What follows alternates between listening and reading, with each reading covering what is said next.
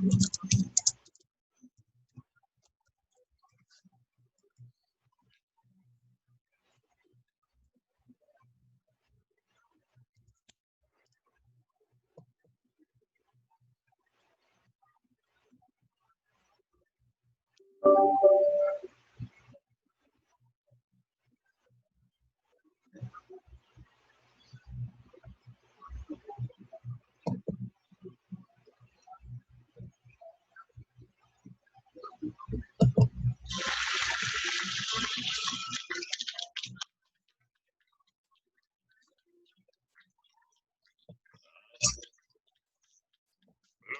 trees,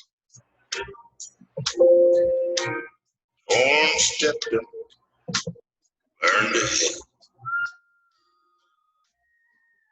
Some even spit into my face. They take a knee, and our country is disgraced. It's been shed on me like rain. I felt their tears in every stain. No matter what you put me through, you can believe I'll always stand for you. Raise me up over the battle. Wave me from sea to shining sea. I'm the red, white, and blue. I'm here for you. Stop the hate and let's join hands and try and come together and make America great again.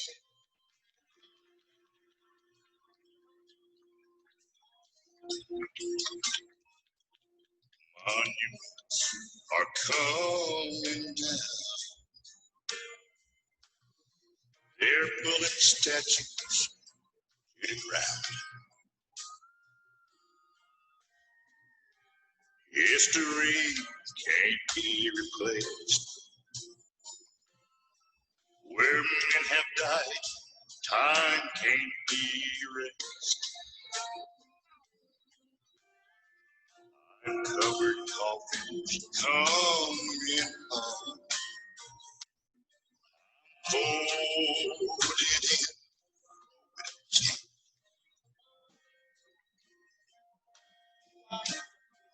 Wounded, dying man have held me ragged in their hands and raised me up over the battle. Yeah,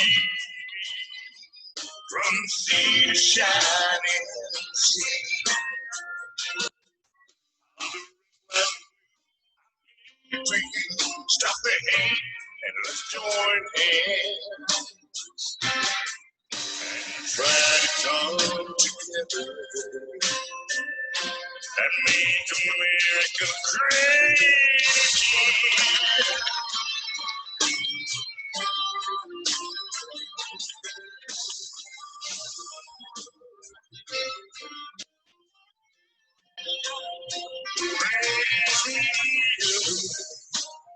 Over the battle.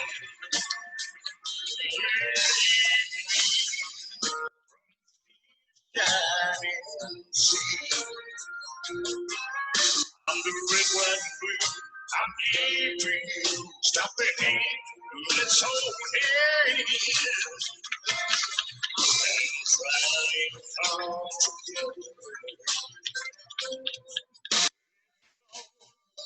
Come together and make America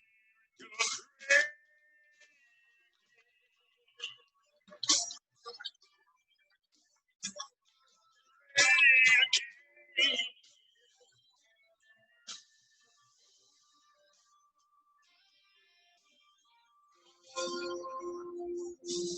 I'm the flag.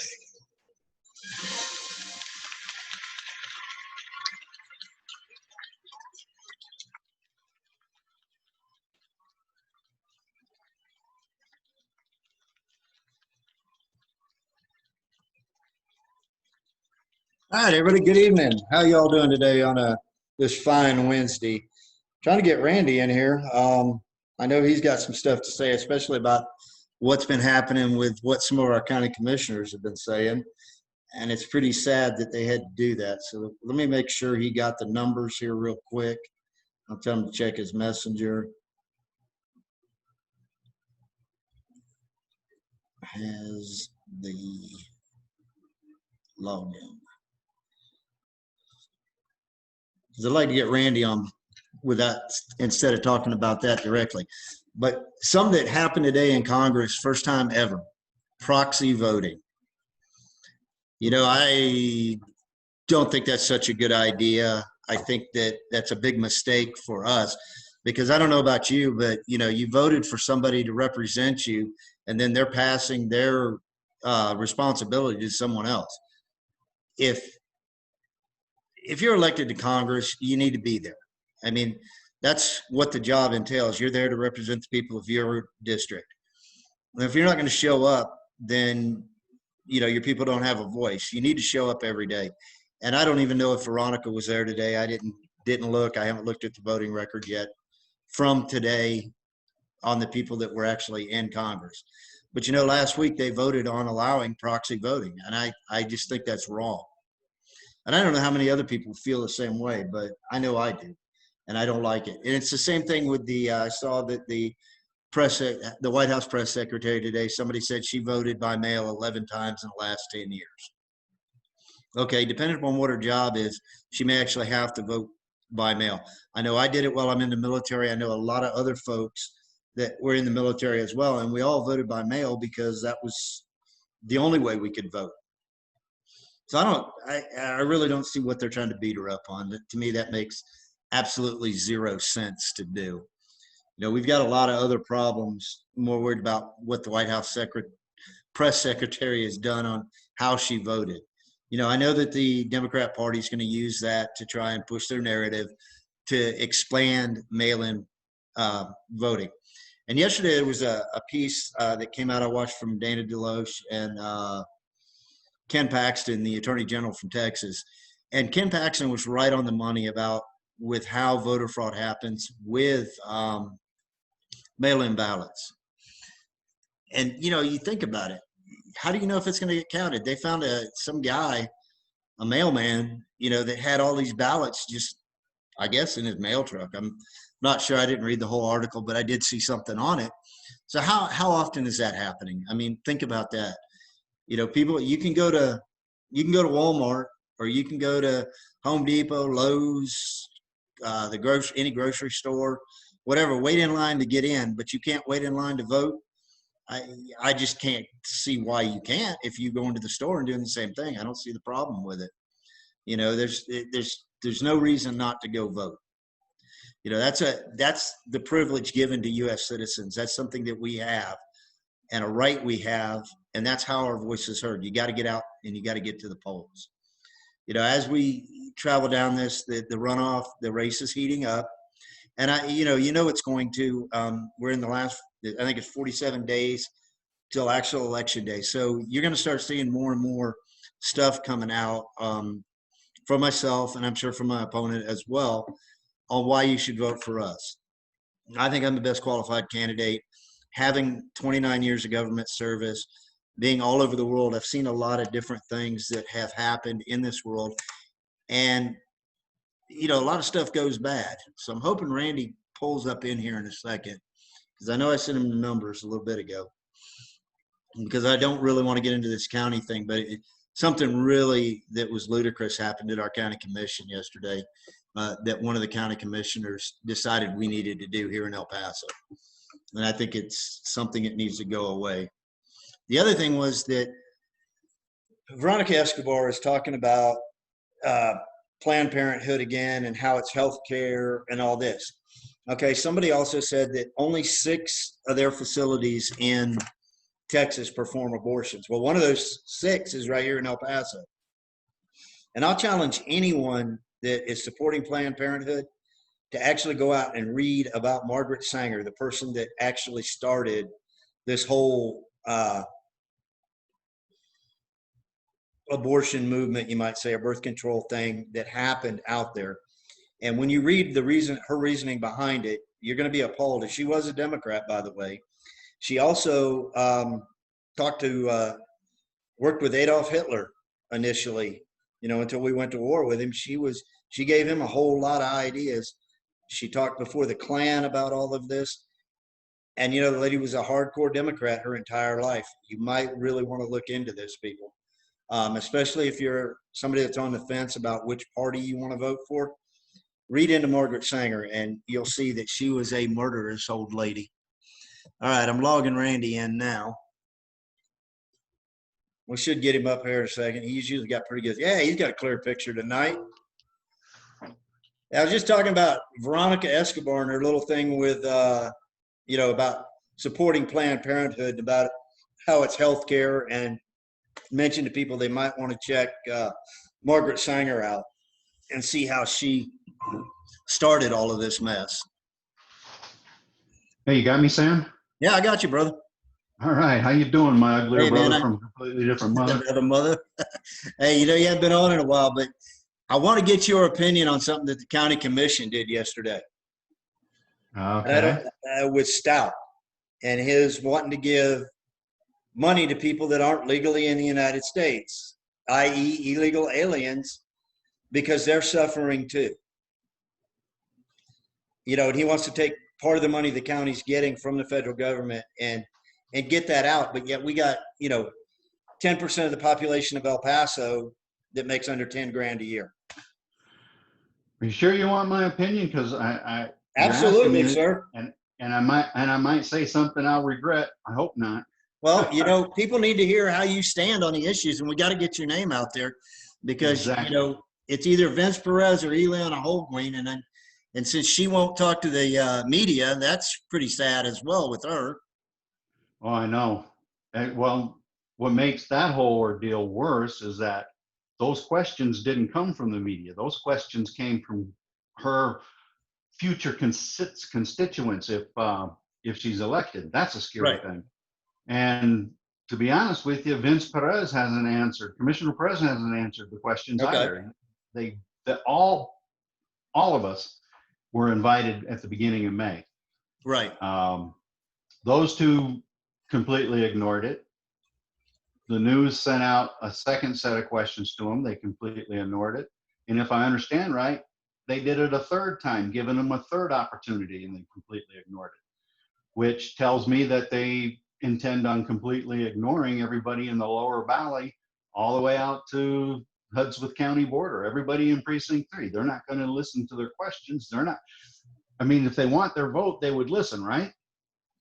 Well, yeah. If they're not going to listen to their questions while they're campaigning, who's ever going to think that they'll listen to their questions once they're in office? And it's proven that Vince Perez doesn't listen to our questions. That's one of the reasons I'm running. Exactly. But this thing, it's amazing that nobody wants to talk to the media. And I think that's, a big issue. I know that, until the runoff's over, we don't know who your opponent, whether it's going to be Eliana or Vince being your opponent. But, what have they actually done? I mean, Eliana, we know, likes to shred documents and things like that. I mean, that happened right there at the Democrat headquarters. As soon as she knew she was in the runoff, apparently she decided she needed to start hiding stuff. Yeah, I guess I heard that on the news, by the way. Yeah. Yeah, it's really sad, and it's scary to think. I can tie this into a whole bunch of stuff, but I kind of want to bring it back to your original question. What's my views on giving Commissioner Stout actually, what he wants to do with federal money, United States taxpayer dollars. Exactly. It's the money that the federal government's giving to El Paso County. Mm-hmm. Now, don't get me wrong. everybody listening to this right now, don't get me wrong. We have illegal aliens, which is what they used to be called. Then they're illegal immigrants, and now they want to do the politically correct thing of calling them undocumented. They came here illegally, okay? But they Right. are on our soil, and we do, as a responsible nation, need to take care of those people. But we don't need to give them more than what our own people have. Right. And that's where a lot of people get mixed up. I'm sure you've done prisoner of war operations in your time in the military. Yeah, detaining operations, yeah. Detaining operations. I have too. I know a lot of people in the corrections world. So we take care of our prisoners. Border Patrol takes care of the people in custody. That's something we do humanitarily. We have to do that because we Right. won't be the nation we are if we don't. But when you start talking about El Paso County's poverty level is 20.5%. Correct. And that's Quarter of the pretty damn poor. Yeah, it's a quarter of the population, a little better than a quarter of the population. Yeah. Well, yeah, give or take 20.5, well, a little less than a quarter of the population. A little less, 25, okay. Yeah. So, That's of the legal population. right. Now, people who are here illegally, who are not in custody, they really should be in custody, but we're not going to go out and knock on doors and drag them in. I mean, that's not what we do. Well, we as just Americans. don't. Yeah, the other thing is it's almost impossible to do that. I mean, knocking on that many doors, we don't have the manpower right now to even attempt some type of operation like that. Exactly. And, it goes back to the law enforcement thing. Back to that rally, why didn't the El Paso Police Department issue citations to everybody at the rally? I mean, it's common sense law enforcement. Right. But that's a whole nother topic. Yeah, it is. Giving them money, especially when we have such a poor population, especially when we're having so much troubles with our county employees facing layoffs Right. because of COVID-19. They want to take money that's given to them to get El Paso County through this and give it to illegal immigrants. That's Right. just not right. I mean, we need to take care of those illegal immigrants. We can't let them starve. We can't let them sleep under bridges, but we can't give the money that's intended to keep our government running, to keep our population. I mean, it goes back to what President Trump said, America first. We need to treat our citizens first. Why should a kid who is a kid of an illegal immigrant get more than a kid in the Segundo Barrio? Now, that's not my territory. It's not my precinct, but I live there. But it's a good example. It's a perfect example. Why should these kids get better stuff, better services, better health care, better everything than our own children? Right. It should be at least the same. So, Commissioner Stout, if you want to do something positive with that money, give it to those families in the Segundo Barrio, in the other areas in El Paso County, El Barrio, other poor people. Segundo Barrio, all of those places. All the low-income places. I mean, the money won't last. It'll be thin because there's just not enough money for that. But why give it to the illegal aliens first? These are our own American citizens, people that are here that are suffering just as bad, if not worse, because now they're the forgotten population of El Paso, and the only time people want to talk to them is when, hey, it's election time. Exactly. And that's part of the problem here in El Paso too. I know, because I have friends down in El Barrio and everything else. And, with the COVID-19, they've been doing all the projects that like Cruz Morales does with the El Barrio Sports Club. Man, this guy is out there even now every day trying to do something for and improve the quality of life in the El Barrio area. Him and his sons both go out, if somebody needs their yard cut, they cut it. They do all this stuff to take care of the community, but they can't get any support from the city, being that it is in the city limits. But when you try to get a hold of their rep or whatever, you can't get anything from them. I know. Well, go back to look what Nancy Pelosi's proposing in this $3 trillion package that's coming through. She wants money for illegal immigrants. Okay. Right. Whether that flies or not, whether you and I agree with it or not, it depends on what they decide to do. So that's down the road. Mm-hmm. Why take money that wasn't set aside for them when money might be set aside again? Why take that money now and give it to illegal aliens when there's so many people here that need it? If not just as bad, they need it worse. Yeah. Because remember, folks, we are taking care of the illegal immigrants. Those people who are living paycheck to paycheck, those immigrants, those illegal immigrants who are living paycheck to paycheck and are suffering just like we are, they still get the same basic services that our other people get, the basic services. And I agree, it's probably not enough to survive on for long. I'm sure it's not. But we got to take care of our people first. For illegal immigrants to get back to work and doing what they did, you know, and I read the thing where he talked about they do our agriculture, they do this, they work I understand on that farms. completely. Yeah, but they get paid well when they work on farms, and a lot of those aren't illegal aliens. A lot of them are here on I know work that as permit. well. You know, So he's doing that. Yeah, he's doing that just to tug on the heartstrings and make people say, oh, if we don't give money to our illegal alien population, they're not going to pull our peppers off the plants in Hatch. No, that's incorrect. Because I lived down there. I lived a block away from where they met the buses, where they slept on the streets. These people weren't illegal. Customs and Border Patrol were amongst them all the time. They weren't illegal. So don't buy into this fear mongering. You're not going to get your food on your table because illegal immigrants are the farmer workers. No. Yeah, if that ain't caught. If the farmer gets caught with illegal aliens on his property, he's in trouble. Absolutely. He's in big trouble. He's going to get fined, and he's going to get fined heavily for that.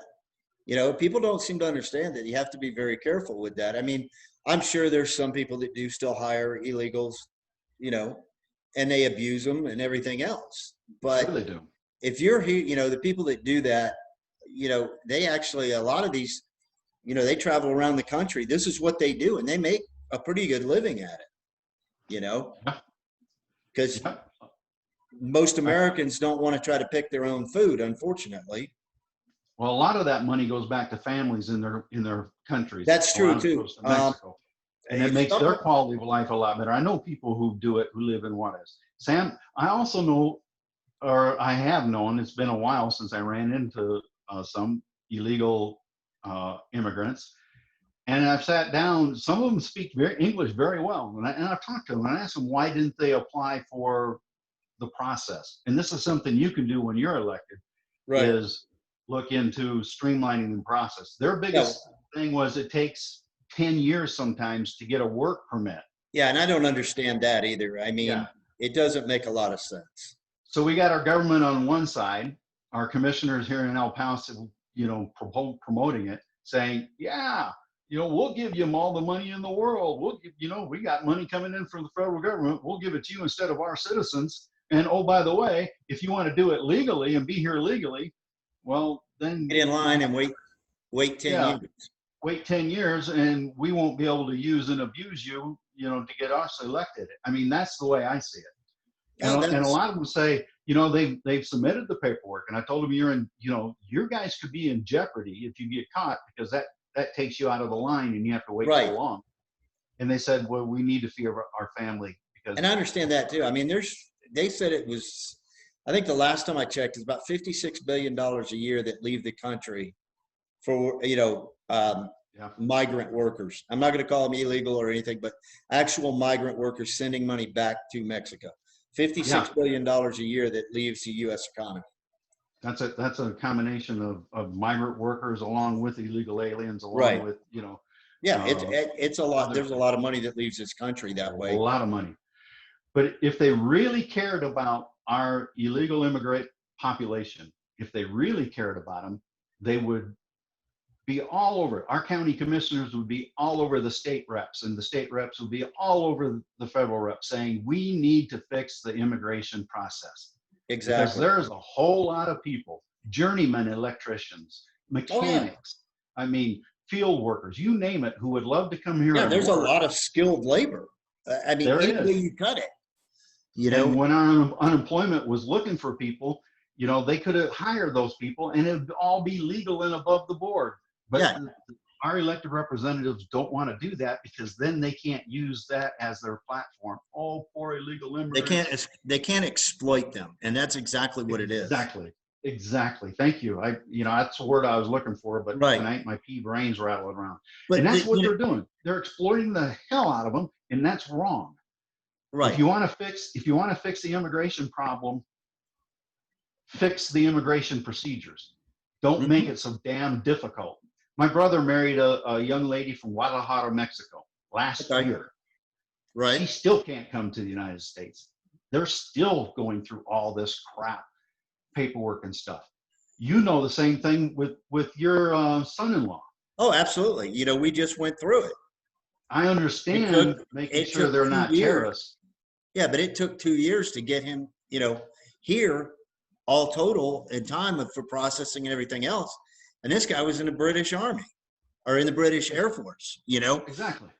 You know, he wanted to come to the United States because he'd been here on exercises, and he was like, you know, England is going down the tubes to him. He'll tell you, you know, with all the socialist policies that they've implemented, and they have the same problem with immigration, because all the people coming out of the Middle East that have basically taken over Great Britain, you know. And that's why the British got their Brexit thing through, thank God, you know, because it's going to help them in the long run be able to control that part of their population as well. But he said, you know, because of their health care, all these, you know, the universal health care thing, the health care for all that everybody's talking about, talk to somebody that lives in the UK or somewhere like that, and they'll tell you that how bad it really is. Oh, yeah. Because the government determines who lives and dies, more so than it does here. You know, here it's the insurance companies. But at least here, you know, you can say that if you get in to see the doctor, the insurance company will prolong you as long as they can to help feed the big pharma companies. Yeah. But it'll keep you alive longer. But still, it'll keep you alive longer. You go to socialized medicine, you know, there's a case in Canada. Canada's got socialized medicine. There's a case in Canada where the guy spent his own money to come here and have the operation because if he waited in Canada, he would die. Exactly. You know? And you hear of these cases all the time, but we never hear anybody from the left bring that part of the equation up. No, and you won't. And that goes back to this thing that Commissioner Stout is doing is he wants to play on the sympathies. Maybe he's up for re-election in 2 years. I would assume so. Yeah. You know, so this is the beginning of his campaign. If somebody runs against him, hey, I did all this stuff for the illegal immigrants. Oh, by the way, vote for me. Here's the way to do it. Here's some ballots. Hand it out to your family. Well, I am definitely. I'm saying that tongue in cheek. I know, people but of El Paso. look at what they found down there in Houston with ballot harvesting. Oh yeah. How do we know that that's not going to happen here?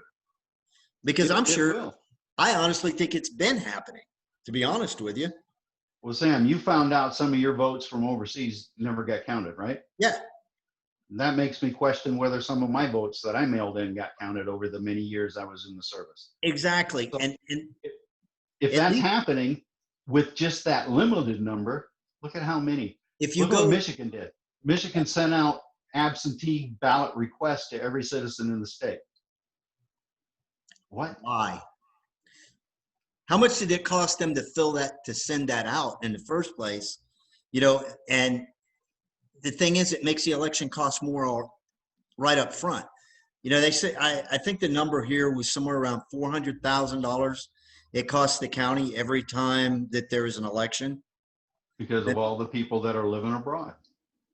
All total, you know, just with whatever they've got to do with poll workers, overtime, everything, you know, because you got to have somebody manually count all of those mail-in ballots too. You know, they were even talking about, because of all the mail-in ballots, now we'll have to start counting early. I don't know. That's a good way to change the numbers. It is, and it's a scary thought. And it goes back to I'm in a constant political discussion with a guy in Iowa. We're good friends, but we're completely opposite, Right. with political points of view. And he made a post about mail-in ballots, and I made a comment back to him. If you have to stand in line to get your identification card, your driver's license, for the first time, so you're actually a verified citizen, and you need to have documents proving you're a citizen to do that, or you have legal status to get it. Right. And he retook my words, and there was a couple other things, and he reworded it and says, I got a good friend of mine, I respect him, but he's totally wrong, because he says this, and this. I get my license renewed through the mail. I get my prescriptions through the mail. There's no reason we can't get ballots through the mail. And I kind of let him have it on that post. I said, look, don't twist my words. If you're gonna quote, No, because that's not what you said. The first time you get your ID, you get verified. Yeah. So that's the first time you got to go in person, get verified. You get your prescriptions. How do you get your prescriptions through the mail?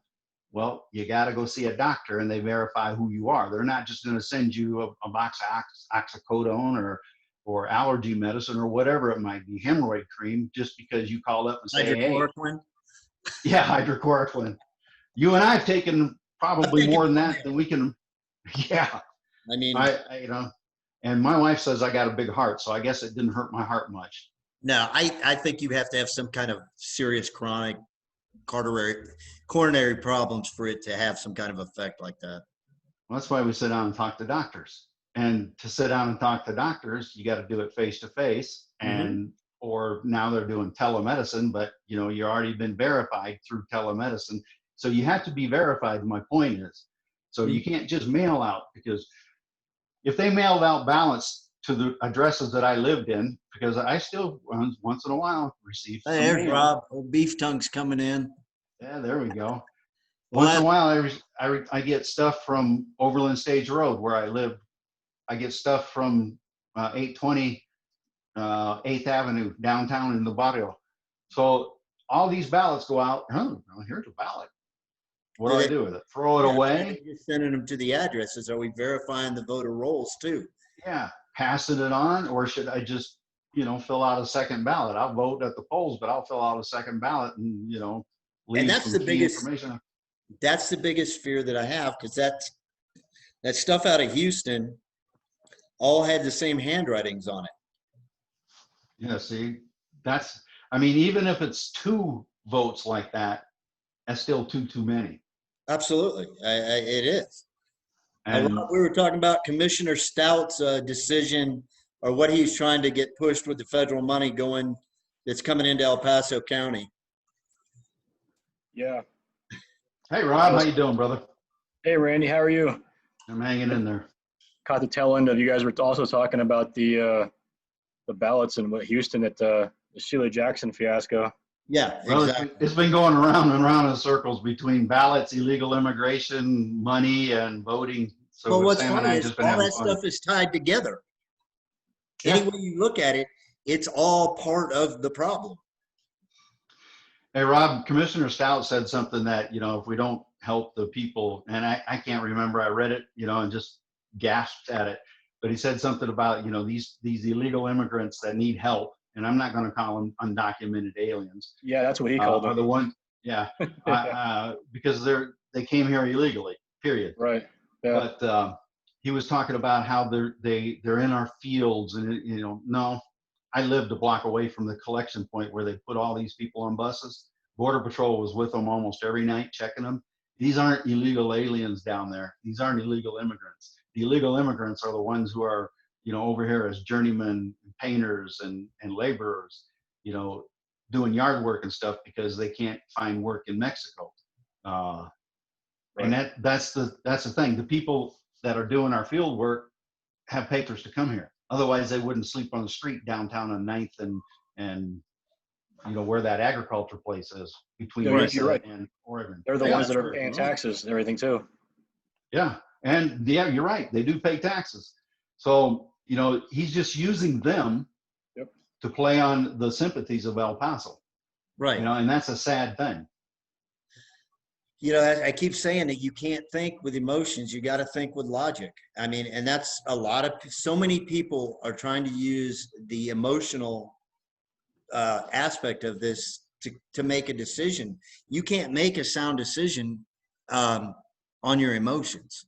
It Exactly. just doesn't work. 99.9% of the time, you're going to make the wrong decision if you do it under using emotions. You got to step back and think it through. Yeah. Rod, the other thing that Sam and I talked about was, with the illegal immigration population and about voting, on how these mail-in ballots get twisted in. I mean, we talk about a lot of different things, but we also talked about how the illegal immigrants are getting, or proposed to get, so much money out of this government stimulus, or not stimulus, this package Money that's supposed to coming, help us. yeah. Yeah, and they're already talking about adding stuff in for the immigrants, the illegal immigrants, on the next one. But we have kids in our own communities right here in El Paso City and El Paso County that get far less than a lot of these undocumented, as they call it, I call illegal immigrants, get. And they keep getting more stuff. So why should we give them more than we give our own people? And Yeah. we're already taking care of them. Yeah, there's no good answer to that. That's there's no way to justify that without going outside your morals. No, and I completely agree with what you guys are saying. Like today, on post, the YMCA, they're at the corner of Dyer and Fred Wilson, right? They did a food giveaway today, and it was mostly, for military families. We were going to go in and try to help them. I was down there, but being that it's on the installation, it creates a whole nother realm for a candidate to be there. And, bad idea, and a long list of bad ideas to get, because it could give the Army a black eye and stuff too at the same time. And I don't want to do that, of course. It makes it look like they're supporting you instead of you supporting them. Correct. Yeah. That's why I stay away from some of that stuff. When it comes to that, because it can give you a tarnished image on what you're really doing and what are your motives for doing it. Yeah. Yeah, stick like you've been doing. Stick to the local community ones. The militaries, they got plenty. They got their own. Yeah, they got their own people that can do it. I no doubt. That's just why being prior military. I mean, for us, it's kind of like you want to get your hands involved sometimes too, to still help out when you can. Yeah, it kind of hurts in a way, and it does.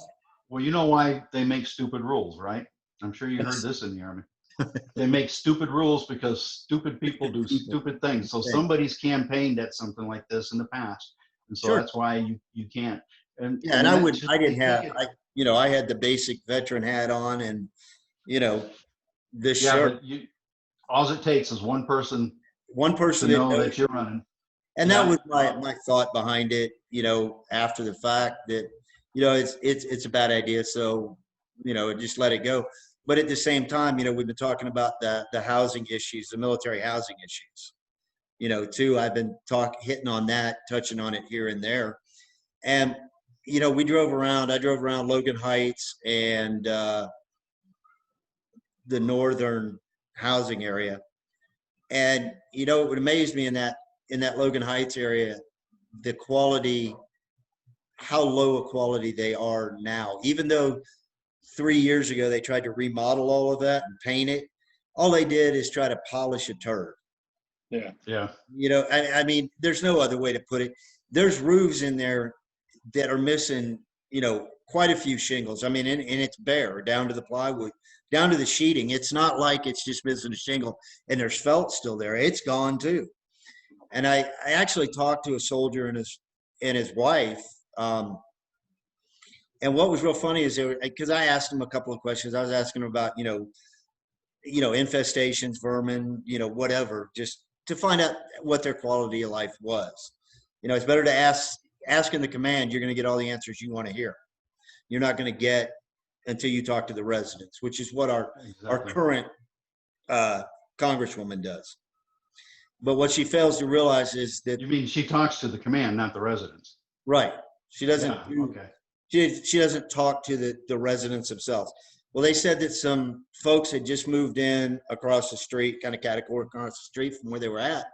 And what was really strange, these people don't want to unpack their stuff because of a roach infestation in that set of Yeah. quarters. Yet Balfour Beatty set an exterminator out, right? But the exterminator would only spray the outside of the house, would not go inside and spray that house. See, that's wrong. That's Well, completely Sam, wrong. I was the operations sergeant for Center Military Police Company when I retired in 1999. Right. I had soldiers under my charge that lived in that area where the PX used to be, in Yes. that area that Yeah, they've torn down now, Yeah, finally. and several in Logan Heights. They really needed to tear those down when I was still in. Now remember, I retired from the Army in 1999. Yeah. So there's been people living out there for the last 20 years in substandard housing. Substandard housing. Did you Yet- say 1899? Yeah, 1899. 1899. Yeah, I was 127 then. But they're living in poorer conditions and poorer quality now than a lot of our illegal immigrants are living in. Yeah. Why is that? Fact. That is a fact. And I was disgusted after talking to these people and riding through that housing area and seeing what I saw. And the problem is that they've been contracts since 1996. That's when we started this housing contracts. And this is where this is falling down right now. It's because the command doesn't have any control over that housing. They can't really dictate to the soldiers based on these contracts how to maintain your quarters or go in there and inspect a set of quarters to make sure that they're in a livable condition. That most of that started after I retired in 99, because but some of them we couldn't go into. Now that you mention it, most of them we still could, as a command could go in, and they were already transitioning, so we had all kinds of problems with housing. Yeah. You know, because the housing wanted to have their set of standards. The contractors, you know, who slowly taken over wanted to implement their lower standards, but make it harder. I mean, it was just crazy. It was just crazy. You know, because the last time I lived in government quarters, you know, on base was at Fort Polk, Louisiana. And that was prior to the, what do you call it? The, them doing contract. Oh. Yeah, That was, I lived in quarters. I had Fort Bliss out there by in the Northeast, out off of War Road, heading to White Sands. Are you familiar with that one? mm-hmm. Yeah, that's where I was stuck, clear away from post. Right, the ones that are around the corner from my house. Yeah, But now those aren't. I'm not even sure if they're government owned now, but I know they rent them out. It's all rental property for I'm somebody. making a killing. Isn't You know, it those funny are fairly that, good houses. I mean, at least those are, you know, made Those out were of newer. Well, they were built for the sergeants majors who attended the Sergeants Major Academy. right. And being that they were going to be here for 9 months, in and out, and they had that same, you know, there's enough houses up there that you could probably house the entire class if you have to.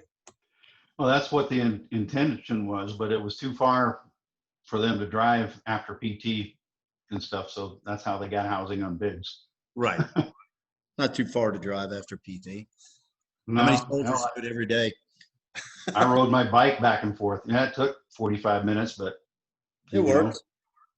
But, you know, these are things, and I was really, you know, appalled at it, because the more I hear and the more I see, you know, Congress keeps having hearings on this, but there's zero action. You can have all the hearings in the world, but it's still not fixing the problem. And that's one of the problems I see with our congressional people right now, is the inaction. You know, like today they had their first vote by proxy. Yes. Which I think is ridiculous, because we elected you to be in Washington and do your job there when there's a vote. You know, I think they said 17% of the Democrats in the House were not there. Now, one good thing is that the majority leader, they have filed suit against the House for this proxy voting stuff. And hopefully, Well, the whole proxy voting thing for Congress is a setup for the mail-in voting. exactly. My opinion, folks, my opinion. I'm not stating it as fact. I But yeah, I exactly. wholeheartedly agree, because that's where I was going next. Oh, see, great minds think alike. You Alike. must have been a senior non-commissioned officer. Yes, sir. At one point, at the end of it all, anyway.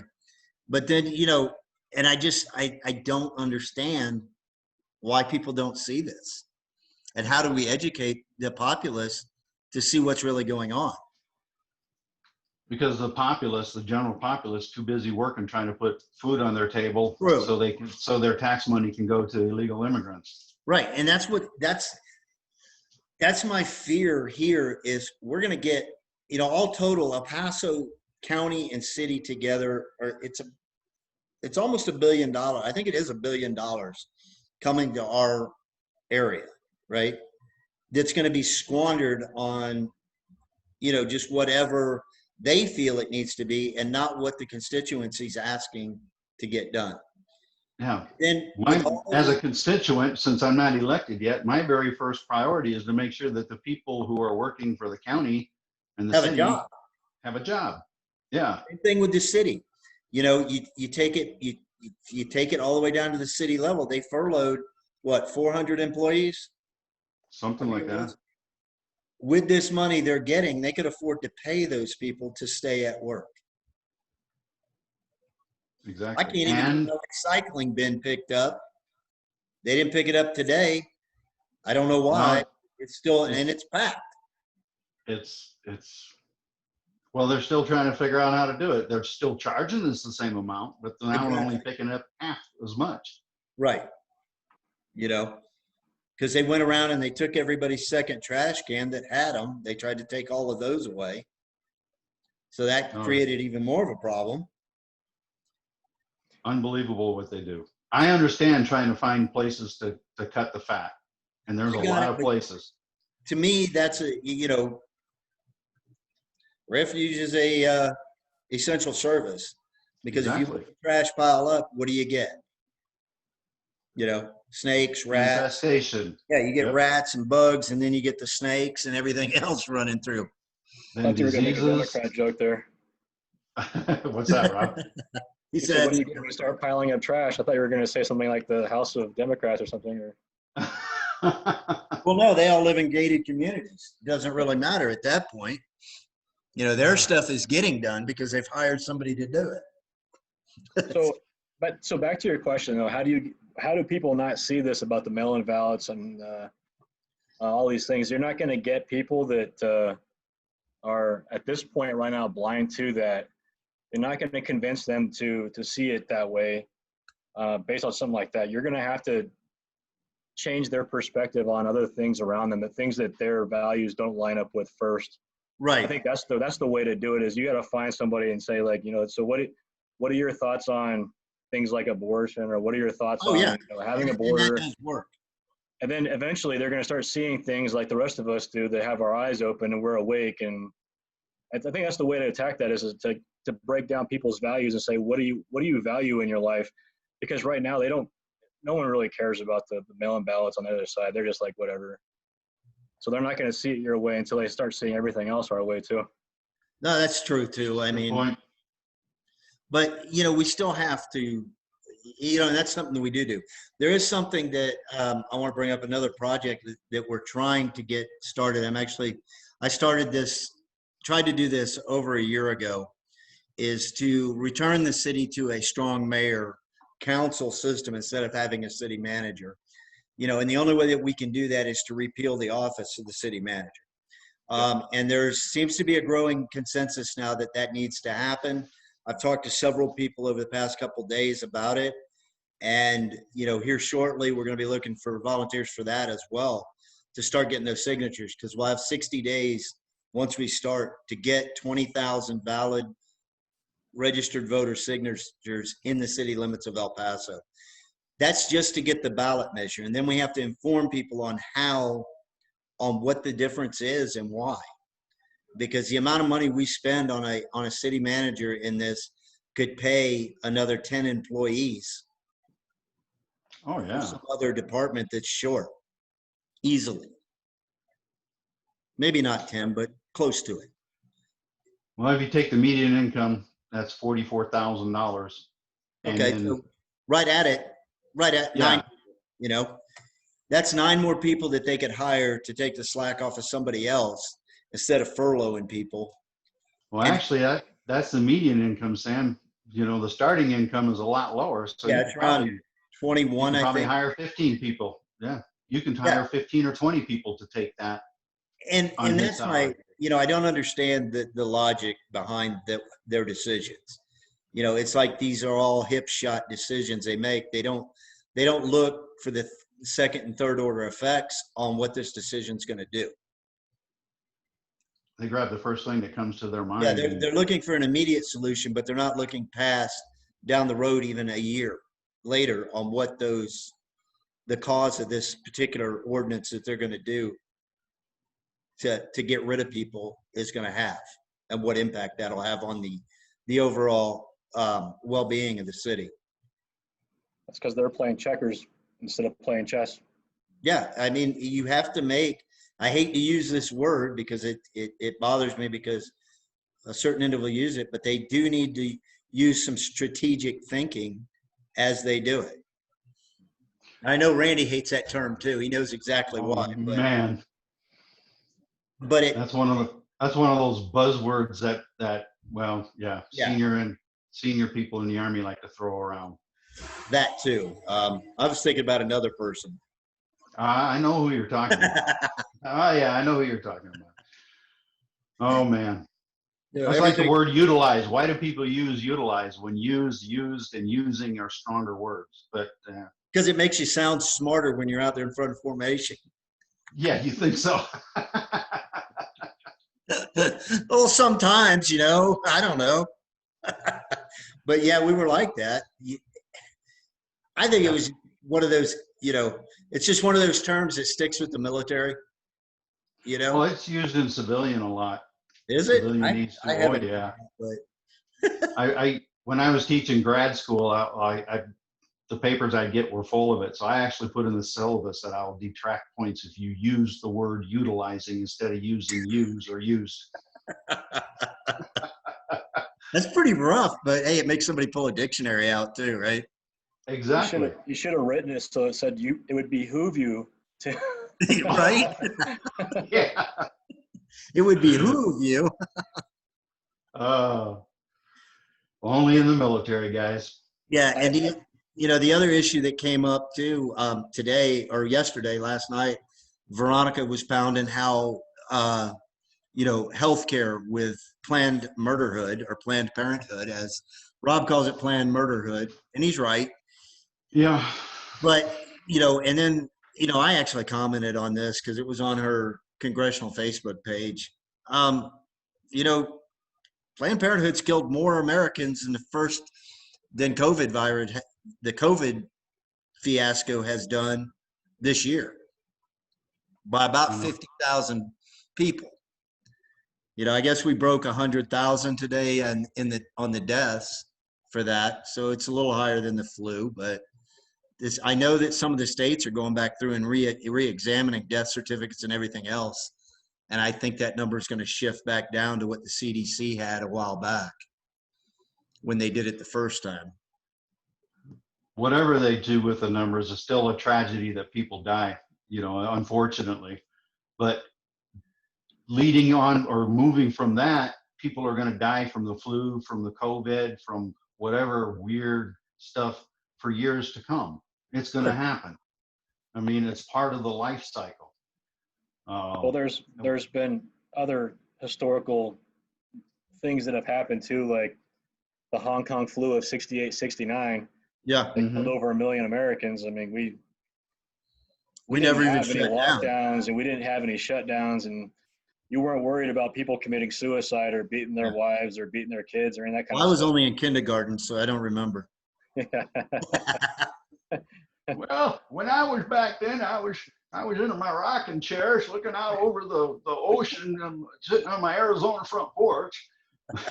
Yeah. But no, you go back, in the 50s, they had a major pandemic type thing. In the 60s, in the 70s, they had another one, 75, 76. Then, We have these we had, things about every 10 years. yeah. At least once a generation, there is a major outbreak of some sort. It's a historical And fact throughout history. it goes back to those people who don't understand history are doomed to repeat it. We weren't ready for this. None No, of us were. We absolutely weren't ready not. for SARS. We weren't ready for any of that. And Sure. we wonder why we still twiddling our thumbs. Then we start getting in these wars, and you take everything. People don't understand history, so they don't care enough to research it, and And that's see why that, you get yeah, what you get. it goes back to, mitigating IEDs in the Middle East. Hell, they had IEDs in Vietnam. They were Yep. still doing it. So there's, no difference. You got to take your lessons learned and apply them instead of just blowing it off every time and reinventing the wheel every time you do something. Because I Yeah, think that's part of the problem right now is, the reason I think this thing got so big and the COVID thing got so big, number one, the media pushed it. At the same time, Congress, when they should have been working on it, because they knew about it, Yeah. were too busy distracting the American public With impeachment. on impeaching the president. Whether you love or hate Donald Trump, he is the president. And making stuff up to impeach a guy or something you don't have solid evidence on makes absolutely zero sense. If it's all conjecture, why are you even trying to do it? And then the committee that did the impeachment, if you think about it, is the ones that would have known the most about this virus. The Intelligence Committee. Yep. Mm-hmm. And that's a scary thought. Now, I have not liked all the presidents that we've had over my lifetime. I have not liked everything any president has done. Let me back that up. That was wrong. There are things that I have not liked for every president. Sure. And there are things I have liked for every president. And this goes back to all three of us. When we were in the military, the president was our commander in chief. Yeah, it didn't matter he's the boss, man. You do what you got to do. When the boss gives the order, we did it, right? At every level.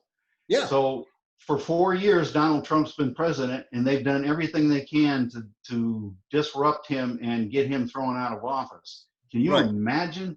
Can you imagine where we would be if everybody worked together for 3 years? Oh man! And then went into this election year trying to win the election on what they've done. I mean, they'd have a crap pile of stuff that they could say, we did this, this, and this. And that's everybody, Republican, Democrat, and Independent. It is. It's across the board. I mean, you're not going to, you won't get any argument out of me on that one because I call it how I see it. Now it's just dirty politics. Now the whole idea is for 4 years to try to slam the person that might run against you in 4, 2, or 6 years. Right. And that's just, and they're screwing us, the people out here. I believe so. I mean, I've been working, I started in 2018 with the write-in, being a write-in candidate to find out how to run for office and start understanding how this system works. And I've been beat up on that. Oh, you were an independent. Yeah. Well, if you want to run as a write-in, guess what you're going to be? At least you can turn and say to them, I didn't run as a Democrat. That's true too. I can definitely say that. I wouldn't do it. And I didn't vote or support anybody who was a Democrat. For things I don't believe in. Because the world is not rainbows and unicorns, and it never will be. It's just not going to happen, You can't put them in the front-leaning rest position and sprinkle pixie dust on them, that's for sure. Well, and I was just thinking as you guys were talking about some of the stuff about, when we were in the military, and being as I'm the last of the trio here that was in the military, I could definitely tell you that it's a different mentality now. You have people that they don't carry that same mental logic when it comes to respecting your elders or respecting your leadership. It's very much now more of a, well, why should I respect that person? That person doesn't respect me. And there's a lot of that going on now in the military. But I don't think it's just a military thing. It's more of a societal thing than societal anything thing. else. I agree. Yeah. But that's, I that's definitely one of those demand things, though. respect. Respect is something that you earn. Most of us that were non-commissioned officers in the Army understand that you have to earn the respect of those around, of the people that you're in charge of or you're leading.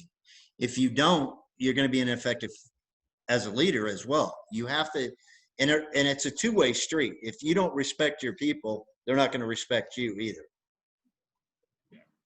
You can carry that out of the military into the civilian world just as well. Yeah, but I've had people, you're not giving me the respect. You know what? I'm old enough to be your grandfather. Let's be realistic here. There is that, is the way things used to be, but for somehow we've gotten away from just common courtesy. Right. Yeah. And that's kind of what I was getting at too. Like a lot of us sit back and look at our military career as evidence of the right kind of respect or the right kind of leadership. But even that's starting to become a part of the regular society, like we were saying. It's the same thing anymore. Now, like the military is no longer the military where we're a protective service to protect our freedoms and liberties. Now it's an enterprise system that, you're not there to, lead people that are there to lead their country. You're there to lead people that are, in it for their education, or a lot of these other separate issues that honor and all those other things are starting to become a little bit by the wayside. Well, and you hear that a lot. Well, I didn't join the military to go to war. I came in for the education benefits. Yeah. Well, the way it works is you do your time, and whatever comes up in that time, after you're done, you can go to school. And in the military, you can go to school while you're active duty. Yep. There is programs there to do that, I did. And a lot of people get their degree while they're on active duty. I went through all my degrees on active duty. I mean, it's not something that's completely impossible. To my point, though, if society is making it so that everybody's looking for their way to take advantage of something, instead of like the old Kennedy saying was, what can I do for my country, instead of what can my country do for me? If we turn it back to that kind of mentality, I mean, think of like all these things that we're talking about tonight here on this is just going to be a non-issue anymore. I honestly believe so. And I think that's where putting veterans, people that have been in the military, back into the government. We're at the lowest point now in history of veterans in our government as far as Congress and the Senate go. Because, it goes back to the old, we have to work with a lot of people that we don't necessarily get along with or see eye to eye with. But when it comes down to the brass tacks of everything, we're able to put those personal differences aside for the greater good or for the mission accomplishment. Yeah. And the mission up there is to get this country back on the track that we should be, because so many things have fallen apart lately. I noticed, there seems to be the identity politics thing has gotten way too big, and it's actually out of control. And that's why we have a lot of the issues that we have, because every group of people has to have their own set of rights. The Constitution and the Bill of Rights define those rights that belong to everybody in this country, regardless of what you think, your sexuality, whatever. We all have exactly the same rights. Now, do those rights get infringed upon? Yes, because the enforcement only seems to be a one-way street a lot of times. And that's a I problem. won't say that's the complete definition of it, but it is something that happens more often than not. And I think it's gotten worse over the last few years. Well, probably over the last maybe 10 years, roughly, where it's actually we started downhill from what it was. That's true. You know, I think you start seeing a lot of trends that kind of mimic the way society is starting to be forged now with you know, the way people treat their parents, the way people treat their superiors. You know, kids are expecting their parents to try to be their friends now, instead of the expecting your parents to just be the one that molds you into a good adult, right. responsible citizen of the United States. Mhm. Instead of trying to be your best friend, your parents should be trying to mold you. Your teachers aren't supposed to, you know, want to give you A's. You have to go and earn that A. And when the Right. teacher has a problem with the student, the parent shouldn't be coming at the teacher. The parent should be coming and look and say, "What are you doing, student?" Don't go No, and it's grill it. true. So all these things are starting to form up, and we're starting to see all these problems where, like you say, they don't respect the president. Why would they respect the president? They don't respect their parents. They don't respect their teachers. They don't respect law enforcement. And Right. all these They things don't that even we think respect themselves. they don't know how to respect themselves. Because everything is handed, Yeah. you know, has been handed to so many people in this country, and they forgot. They haven't, you know, they've never been outside the United States, so they really don't understand the complexity of the world and how nasty the world really is. Yep. You know, because look how Yeah. many people want to come to the United States. I mean, it goes right back to the immigration thing. Everybody wants to come to the U.S. Well, I think if you come to the U.S., you need to assimilate to our way of life and not try to force yours, you know, down our throat, down every other American's throat. You know, because that's happening. You know, we see a lot of it, especially up in the upper Midwest. You know, Michigan, Minnesota, especially. You know, we're Well, starting. it kind of goes back to what the late great Senator Fred Thompson said. The United States is the worst country in the world, except for all the rest. That's right. He got a good And point. I mean, why would yeah, everybody want to come here if it was such a bad place? And you know, exactly. we have some congresswomen that have done nothing since they've been in office but bash the United States overall. You know, Ilhan Omar, what's her name?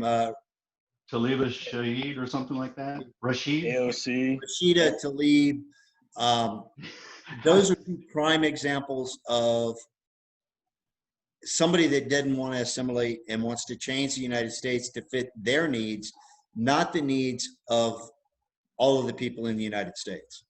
Well, there's a video of Congresswoman Taliba Rashid, however you say her name, actually speaking, giving a speech about how they need to do certain things to convert America, every citizen, to Muslim. Yeah, but you know, And and that really makes me wonder about her actual beliefs, because if she wanted to go to that, she couldn't be in that position based on the doctrine of that theocracy, because that's what I look at as Islam is.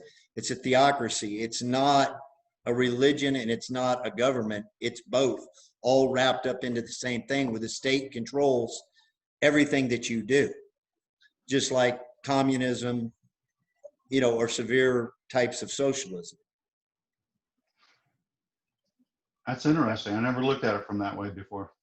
Well, you think about it. This is where, you know, because in the United States, Rob said this a while back, you know, hey, you know, you're free from religion in the United States. You're not supposed to, you know, of course we have, you know, the Jehovah's Witness come to your house.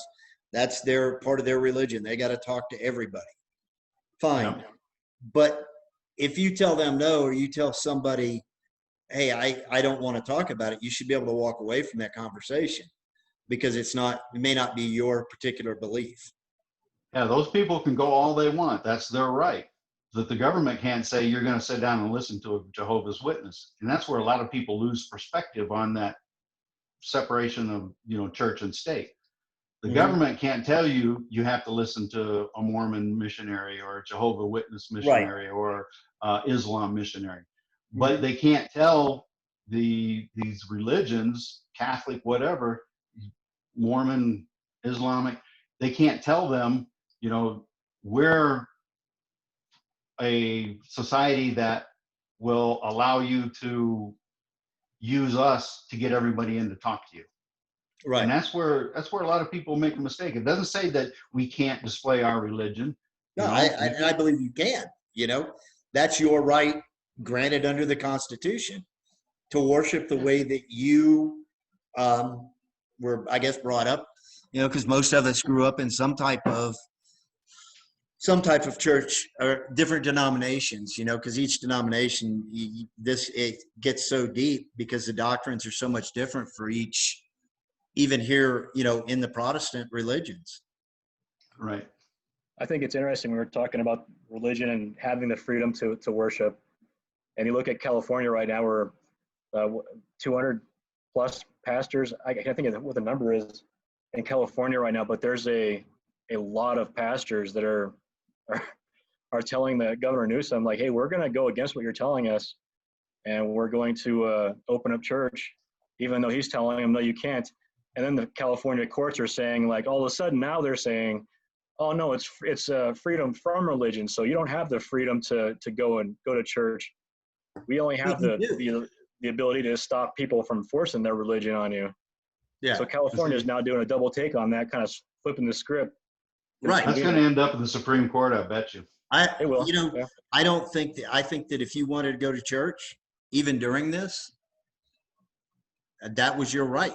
That's a right granted to you within the Constitution. I understand why governors and local municipalities put restrictions on it.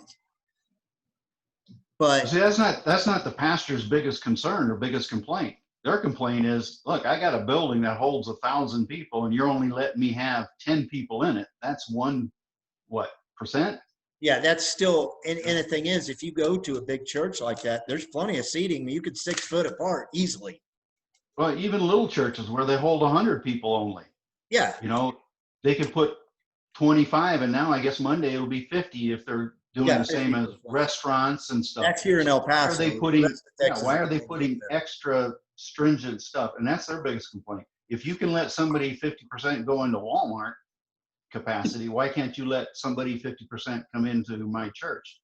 I And still guarantee social you that distance? Walmart. Those That's had no- pastors in California have a lawyer that's already filed lawsuit on Gavin Newsom. Good. And he said the pastors are happy because he did lessen the restriction and say, well, you can have, you know, X amount of capacity, but it's still like 25% in California. So now that's why they're at that point now where it's like, okay, we're just gonna go ahead and open, and then you're just gonna deal with all of us. Like, it's that meat wagon mentality when you're racing down the freeway and there's like 6 or 10 of you guys in one line, all going 90. Well, they can't arrest us all mentality. I think they got going on it, but I mean, can you blame them? We're talking about these people. These pastors are concerned about the mental health of a lot of their members, and I think Sure. that's a valid argument. Mm-hmm. I think they have a valid argument. Well, look at the pastor that got arrested there in Pasco County in Florida. Yeah. You know, he didn't have that many people, and it's the same thing. Like, well, if you want to do a drive-in church, why not? Right? Yeah. Like a drive-in movie. I mean, it's that easy. There was no reason that it couldn't be done. I think there was a lot of knee-jerk reactions. And didn't they give the people in the cars tickets too? They did. They were citing everybody. Yeah, They cited everybody. They cited the pastor. They cited everybody sitting in the car. absolutely. That's exactly What kind of craziness is that? I don't know, and I don't understand that, because I think that's where it needs the Supreme Court. This is a point where the Supreme Court would actually have to step in and say, hey, look, you can't do this. This is wrong. Look at what we've had happen here in El Paso, just with the shutdown itself, where, the local elites want to keep things closed. They still want to keep it closed. Yep. Right?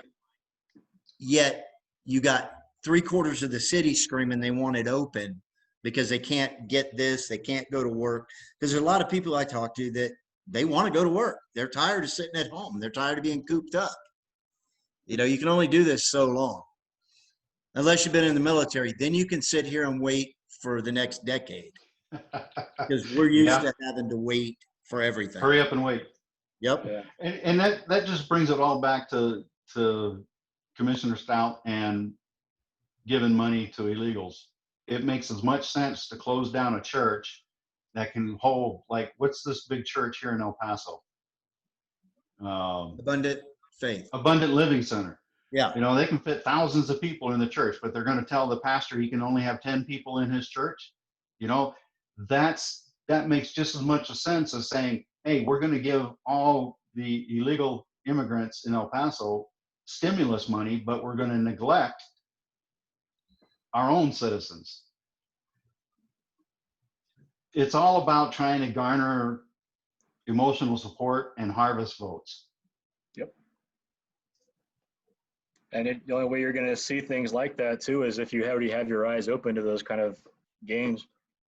And it goes back to what you said earlier. We need to find a way to reach out. You know, I can't for the life of me understand how Catholics can be so pro-Democrat and still support, because I grew up Catholic. You know, I got bishop and nuns in my family. How you can support somebody who's so pro taking the life from somebody, so pro-abortion, you know, and so pro, you know, you don't have any rights, you know, as a citizen, the government needs to make up their mind for you. That's not the way I was raised in the Catholic Church. No, you're absolutely right. How many people can you talk to? I can think of a lot of people that I've talked to, especially on social media, that they just don't think of it like that. They don't think of abortion like taking a life. They just think of it as a means to an end. It's justified because you know you don't have the money to have a baby, so just abort it. They're not thinking of it from the right perspective. They're not thinking of it from a spiritual perspective at all. No. Baby's a gift from God, and there's people who can have babies who want to adopt babies. I mean, and then, you know, I can get going on this subject too. If a person who's going to have an abortion stands up, says, my body, my choice, well, what about the other half of that baby's equation? You know, what about the father? Yeah, a lot of them don't want anything to do with it, but there's some fathers out there that say, hey, wait a minute, we created this life together. We didn't intend to, but I should have at least some say in the matter of whether you get a abortion or not, because I chose, just like you chose way in the beginning, to have unprotected sex. So the choice was already made. Now, anything after that, to me, is just murder unless it's a medical emergency. Right. You know, I mean, you can take that one step further too, though, and you can say, what if the father doesn't want to have the kid, and the mom does, and the woman has a kid, and then the guy's got to pay child support on that child. So there's lots of like twists and turns when you start going down those rabbit holes. And that's where the adoption thing comes in so critical. You know, if you're gonna decide to abort the baby, then you need to make a decision together to put it up for adoption. And there's places that will take care of your health care all the way through your pregnancy. You know, and somebody will be blessed with a child. Why throw it away? It's not a, you know, it's once that sperm hits that egg, it becomes a living, breathing human being. Well, not breathing like you and I are, but you know, that's a multiple, you know, that's a person. It might be just an embryo to some, and it might be, you know. Well, here's a comment from one of the folks on my watch party. It says, her body, her choice, her money, right? She can pay for it. And that's from a lady. Yeah. Well, you know, that's the other thing. Why is my tax dollars paying for someone to have an abortion because they made a poor choice? Yeah. 86% of abortions are paid for by the state. Yeah. That's so crazy. Mostly through like Medicaid or Medicare type of, not Medicaid, Medicare type of funding. And how can they call it a health crisis? It's not a health crisis. It's a health crisis if the mother's going to die, but they won't know that when it's 6 weeks or 4 weeks of being, pregnant. I don't know that any of this is even an issue if the way we parent our kids changes and the way we teach our students changes to, instead of just going out and having promiscuous sex and, being irresponsible, we not using a condom or, not using birth control and those kind of things that most people that are responsible when they have sex do. All of these issues go away. I mean, just teach your kids not to be reckless when they're having sex, and this problem's not even there. Well, when I was dealing with juveniles in law enforcement that had broken the law, and I'm throwing this percentage out just off the top of my head. It's not fact because I get busted about, oh, you don't have actual facts. But I'd say between 80 to 90% of the kids that got in trouble have parents who use the TV and video games as babysitters. Hey, here's your TV dinner heated up in the microwave. When you're ready, we're going out. Right. Not being involved in their family. It goes right back to what you said, Rob. If a parent's not involved with their kids, they're not going to have the respect that we did when we were coming up through the military. Correct. I mean, I bet every one of you right now go into a restaurant, when you say goodbye to the cashier, you say, yes, ma'am, or whatever the case might be. Even if that hostess is 24 years old, you still call her ma'am. I mean, that's just the way we were brought up. Right. We've lost that as a society. I General respect for each other as people. And that goes right back squarely on the parents, my belief. You can't really say anything about it because that's exactly what I've seen. And we've seen it over the last, for the last, say, 35 years, I've seen it, degrade quite quickly. And I'm sure you have too, Randy. Yeah. Maybe 40 years, 50 years for you. I don't know. Nice. Back in 1899 when I retired, right? But yeah, common courtesy, and and that's like we were talking about. I talked to somebody at a convenience store yesterday. She was wearing a mask. I was wearing a mask, but she had it pulled down to here, and she goes, and she goes, we were talking about it, and I said, it ain't gonna do you any good if you're wearing that mask if it's down here. And she goes, yeah, I know, but I can't breathe. So I understood why. She made sense when she said it. She goes, it's killing me. She goes, but the mask isn't for my protection, it's for your protection. That's exactly what she told me, which I really thought was interesting, because she couldn't have been more than maybe 22, 23 years old. She was definitely very logical in her thought process when she said that. And I was taken back by it for a second. Except that she had her nose sticking out and she was breathing towards Well, she said the problem is, when the mask is on, I can't breathe and I feel like I'm, losing my breath, and I got to use my inhaler 1 million times a day. So I understood where she was coming from, and I think that was, that was somebody that I ran into that actually, I took it, they get it, Yeah. They get what's going on, really. And I was taken back by her thing, because I joke with them. I go in there every day and get a big giant Coke, it's just habit. And so she knew, and we were talking about it, and what she told me, I was very impressed with too.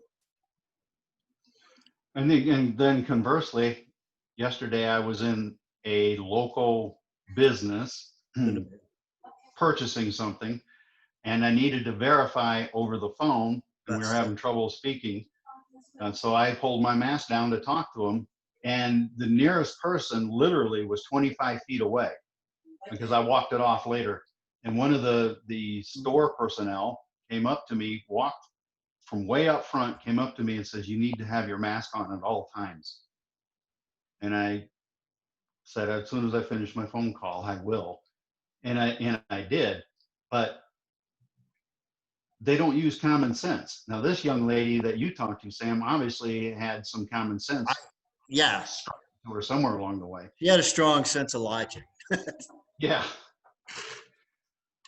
Well, hey guys, I gotta cut this short. Yep, we're actually longer than I even planned on going tonight. I mean, we're an hour and a half into this. But it got to be a pretty good conversation. I think we had a lot of people on as well. And I want to thank everybody that joined in. I mean, I don't know what the numbers are or anything like that, but our numbers have been creeping up, since we went back to 3 days a week instead of trying to do this every day, because Yeah. I don't think there's enough content out there to do it every day, but I don't want to bore the hell out of people either. That's Kind no of like problem. what Clint Eastwood told that dude, that his commander that time, sir, you're beginning to bore the hell out of me. Well, hey, everybody's still listening to Sam's Facebook broadcast. I encourage you to contact your commissioners and let them know what you think about giving money to illegal immigrants. Either way, I mean, use your voice. That's the other thing that we talked about a little bit, getting involved, respect. Rob brought it up a couple of times about, learning values and challenging values. Tell your Congress or your congressperson, your commissioner, whether you want to give our money away to illegal immigrants or we want to give our money away to Americans first. And then we'll always take care of the illegal immigrants. We always will. They're not going to die of starvation on our watch, but we need to take care of Americans. And why should Americans have less than the illegal immigrants get from our tax dollars? Right. And that is the problem with this whole thing, because we have too many people in El Paso that are living in poverty that shouldn't be. That's true. All right, guys. Hey, it's good seeing you again, Rob, Sam. You too, Randy. Well, Sam, did you forget to tell me something from our Yeah, I mutual did. friend? And I don't even remember what it was.